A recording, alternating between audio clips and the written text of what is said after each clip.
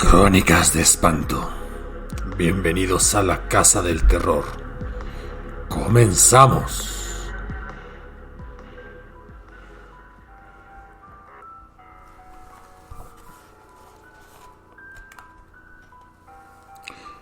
De Michoacán. Una leyenda que le ocurrió a un taxista. Y es que este taxista detuvo su coche en aquel alejado lugar, allá en las faldas del cerro de Punguato. Eran las 3 de la tarde. Y además de que se veía una cantidad de gente, él no estaba dispuesto a detenerse para darles ningún servicio. Sin embargo, el taxista se había detenido porque le había dado el servicio a un tal Demetrio. Demetrio bajó, vio con tristeza, como veía todo así los últimos días, al taxi que le pagó, que se fue, y ya que se fue por aquel camino que en ese momento era de terracería, empezó a llorar desconsolado. Echó un vistazo a sus alrededores, todo en silencio. Unos pinos jovencísimos, indicadores de una reforestación de apenas años, estaban en medio del camino que quizás Demetrio emprendería. El viento soplaba. La ciudad, a esas horas, a las 3 de la tarde, se veía bulliciosa. Y caminó rumbo al cerro. Los primeros árboles y los siguientes, más crecidos, se detuvo y se sentó, usando el tronco de un pino como respaldo. Encendió un cigarrillo, fumó con una tranquilidad que acompañaba la desesperanza. Estaba, de veras, completamente triste. ¿Qué diríamos de Demetrio? ¿Podríamos entrar en su mente y en sus sentimientos? Pues, para resumir un poquito su historia, para muchos era Demetrio el inútil, Demetrio el inepto, Demetrio el perdedor. Y él fue luchando a través de los años. Parecía que vencía aquel estigma. Incluso se casó, tuvo una bonita familia, socializaba. Nada extraordinario, pero sí para mantenerla. Desafortunadamente había perdido su trabajo hacía 3 años. Y perdiendo el trabajo, perdió a su familia, perdió su casa. Prácticamente vivía a salto de mata. Tenía ya más de 40 años y eso dificultaba su inserción laboral. Incluso trató de hacer negocios, trabajar por su cuenta. Las deudas en esos emprendimientos lo habían acorralado. Ya lo menospreciaban todos, incluso su familia. Su mujer lo hostigaba con insistencia, pidiéndole pa'l chivo, como se decía antes. Todo era insoportable. Y todo lo había llevado hacia aquel camino, aquel cerro, a quitarse la vida. No vale la pena vivir, el sufrimiento se tiene que acabar. Rumiando esas meditaciones, estaba fumando un cigarrillo, el cual apagó. Afortunadamente, no quería causarle mal a nadie, no quería provocar un incendio, no quería que descubrieran su cuerpo en un corto plazo. Se quedó inmóvil porque él tenía ahí, en su bolsillo, una pistola calibre 22, que era la que iba a cumplir ese último deseo, esa póstuma situación. Así sentado, ejecutó un firme movimiento, apuntando su pistola a la cabeza. Estaba decidido, pero tenía por otro lado una terrible autocompasión. Y se decía, ¿por qué, Dios mío? ¿Por qué? ¿Por qué todo tiene que acabar así? Señor, ¿por qué no me hiciste un hombre de éxito? ¿Por qué todo me resulta difícil? ¿Por qué soy tan inepto? ¿Por qué, Señor, nací y crecí con tantos defectos y tan pocas virtudes? Cerró los ojos con una fuerza que podríamos decir que hasta le dolían los párpados. Apretó las mandíbulas de una manera tan fuerte que le temblaba la boca y los dientes por el esfuerzo y la tensión.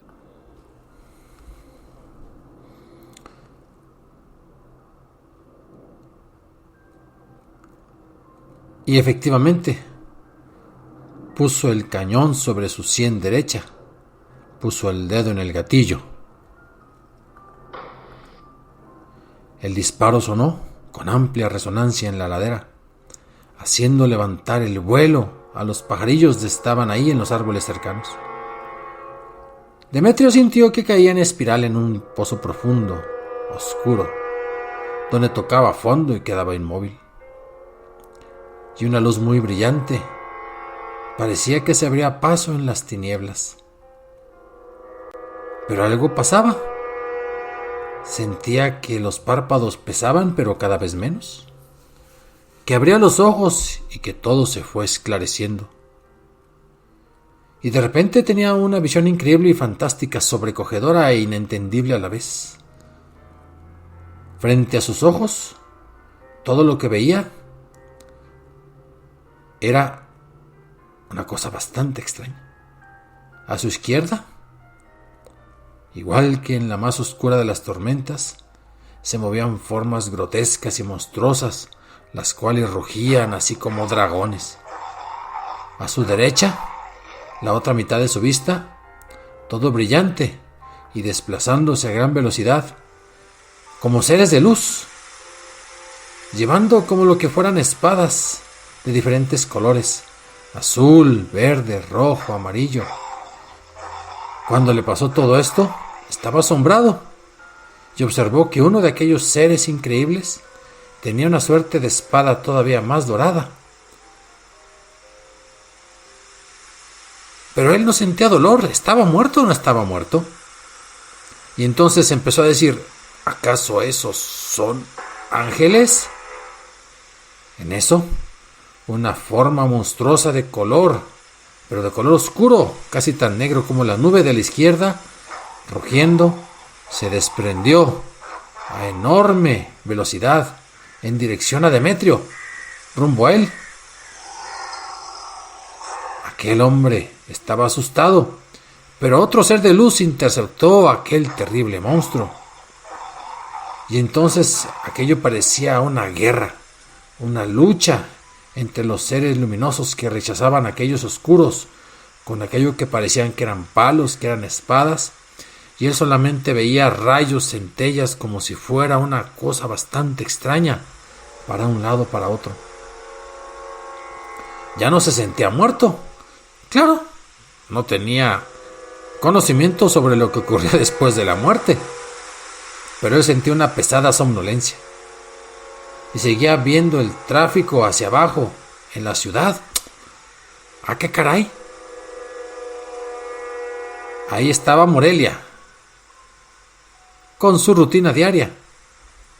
Pero arriba estaba una especie de lucha entre aquellas luces y aquellas sombras. Y entonces parece que se acercó una gran luz intensa y se puso enfrente de él. Y le dijo: ¿qué pasa? ¿Estoy soñando? No estás soñando, Demetrio. ¿En dónde estoy? ¿Quién es usted? ¿Cómo sabe mi nombre? Bueno, tú ya lo pensaste. Somos los que ustedes, los mortales, nos conocen como ángeles. Y yo soy Arcángel. Demetrio, muy asustado, volteó al cielo y vio cómo los horribles seres no se daban por vencidos en querer alcanzarlo, pero al mismo tiempo eran rechazados por aquellos seres luminosos. ¿Y ellos?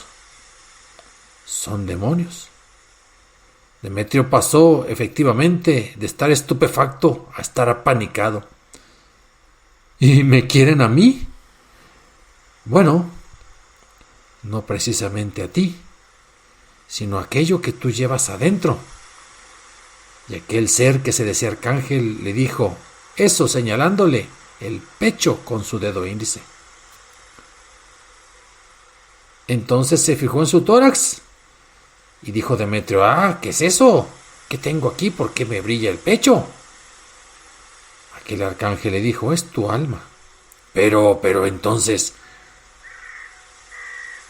¿tú también tienes alma? Sí, Demetrio. Es lo que tenemos en común y lo que nos une al Creador.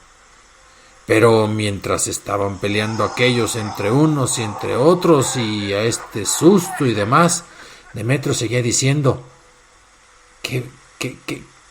pero, ¿por qué me defienden? No me digas que esta batalla es por mi alma. Efectivamente, es por tu alma. ¿Por qué? Bueno, para el Creador eres muy importante. Eres único. Y en cierta medida, pues eres su hijo. Y Demetrio preguntó, volviendo a ver aquel choque entre sombras y entre luces y entre ángeles y demonios, diríamos: ¿y por eso pelean por mí? Claro, nos manda a pelear por todos. Bueno, no por todos, menos por asesinos, tiranos, usureros, explotadores, por corruptos. Pero esos que, como tú, cometieron un gran error. Entonces pensó: sí, ya sé cuál es el error que he cometido. Pero tenía mis motivos. En eso te equivocas, Demetrio. Los motivos tú los fabricaste. En todo tú te derrotabas desde antes. Tú eres el que te sientes inepto, con mala suerte. Te justificas, no te esfuerzas. Arcángel, Dios nunca me ayudó. Nuevamente te equivocas. Dios te hizo igual que a todos los demás. Y al igual que todos los demás te dio oportunidades en la vida. ¿No crees que tú de repente escogías ser desgraciado e infeliz? Pero entonces, si lo que hice es tan grave, ¿por qué me defienden? Demetrio, no te has muerto. Estás en el umbral entre la vida y la muerte. No más que aquellos como los sopilotes están esperando que termine. Saben que entonces nada podemos hacer nosotros, porque eres un suicida. Pero mientras estés en ese umbral, mientras tengas un hálito de vida, es nuestro deber defenderte. Y Demetrio, lleno de horror, al pensar que hubiera podido caer en las garras de aquellos demonios, que por el momento eran contenidos como fieras del Averno. Pero entonces, ustedes con su gran poder, ¿por qué no me salvan definitivamente? Bueno, porque esas leyes que tú decidiste utilizar, no las vamos a violar. Ahora sí que la naturaleza de la vida y de la fisiología tiene que seguir. Y los demonios seguían luchando, y Demetrio seguía así. Y una situación completamente angustiante, porque estaba solo para los humanos, pero no para aquel ejército de cielo, donde estaban demonios y ángeles luchando entre ellos, y aquello parecía no tener fin, como si fuera una terrible agonía. Y los demonios seguían a raya, en su ímpetu por alcanzar a aquel moribundo, estaban a punto de ganar.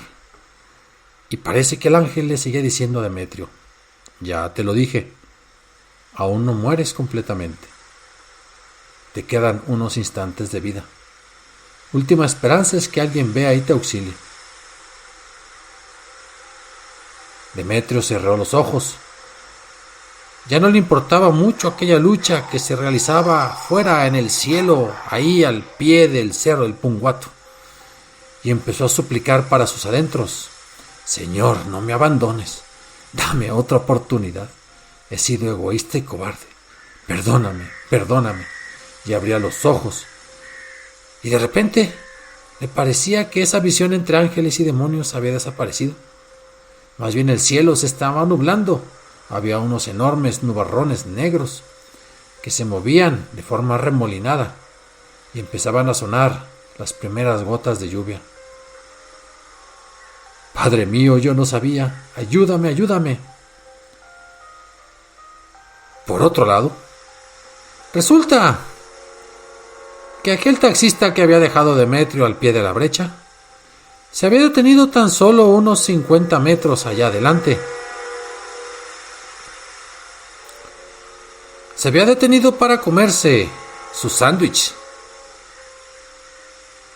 Y mientras estaba comiéndose aquel aperitivo, había escuchado los balazos y quizás algún grito de lamento. Caminando se acercó, suponiendo que quizás aquel señor que había dejado en la brecha había sido el que se había disparado. No bien se acercó a aquel árbol y donde vio inclinado a Demetrio, sangrando copiosamente de su sien derecha, que ya no caminó, sino que fue corriendo, y desde el taxi, ese taxi que afortunadamente tenía un radio CB, le habló al resto de la base, se le habló a los servicios médicos, y hasta aquí que llegó la ambulancia. En el último hálito de vida que quizás tenía Demetrio, alcanzó a ver unos paramédicos que llegaban y que lo levantaban, y al taxista que estaba a su lado. Se los dije que este podía hacer algo malo, se podía suicidar. La ambulancia empezó a correr. ¿Qué digo a correr? A volar. El taxista se enteró de en qué hospital iba a estar. Una gran tolvanera dejaban tanto taxista como ambulancia atrás de ellos. Llevaban los faros encendidos ante la pesada oscuridad de aquella tormenta que había comenzado. Y en aquel libramiento que ya existía y los coches encendían las luces. Era una lucha contra el tiempo, pero llegaron afortunadamente al hospital. Se iba santiguando el taxista mientras aquella sirena se escuchaba a lo lejos y aquella tormenta caía. Se decidió a seguirla. Preguntó en el hospital cuánto tiempo estaría. No lo sabemos. No lo sabemos de momento. Pase mañana. Se hicieron los reconocimientos de rigor, la identificación. La familia no se acercó. Se salvó Demetrio. Pero Demetrio, una vez levemente recuperado, recibió la visita del taxista. ¿Cómo está, señor? ¿Qué ocurrencia las suyas de andarse pegando un tiro allá en el cerro? Si no me paro yo a comer, no la cuenta. Tiene razón, señor taxista. Pero déjeme contarle lo que realmente viví. Y dicho y hecho, le empieza a contar Demetrio a aquel taxista aquella visión de ángeles y demonios peleándose ahí, en las laderas del cerro de Punguato.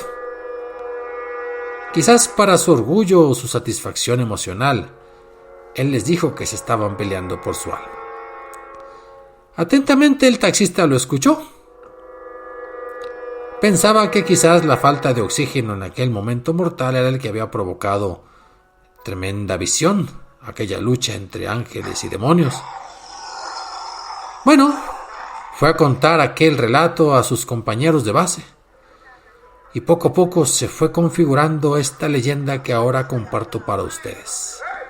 Aquella de que ahí al pie del cerro del Punguato, ángeles y demonios estuvieron peleándose por el alma de un desdichado, o de un malentendido que solo necesitaba un poco más de autoestima. El rumor corrió y parece ser que a raíz del mismo ya no eran tantas las personas que se iban al cerro a echarse un churrito de marihuana, o aquellas parejas que caminaban para encontrar una intimidad, porque si bien a aquel desdichado se les había parecido aquella mezcla confusa del bien y del mal, ellos no querían ser espantados por alguna visión milenarista, apocalíptica o escatológica que les hiciera arrepentirse de las acciones que iban a cometer en la ladera de aquel místico cerro. Y desde entonces se cuenta la leyenda de la lucha entre los ángeles y los demonios.